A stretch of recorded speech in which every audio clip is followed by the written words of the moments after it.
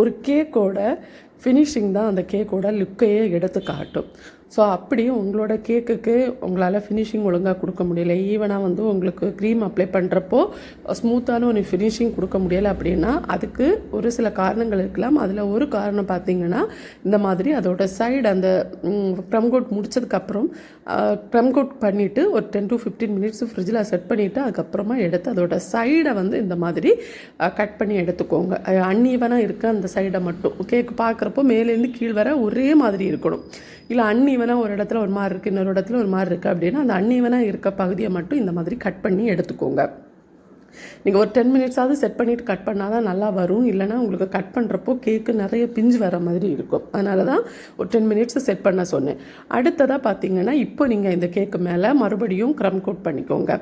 இப்போ நீங்கள் பண்ணுற க்ரம் கோட் வந்து கேக்கை அவ்வளவு லுக்காக உங்களுக்கு எடுத்து காட்டும், நல்ல ஃபினிஷிங் கிடைக்கும்.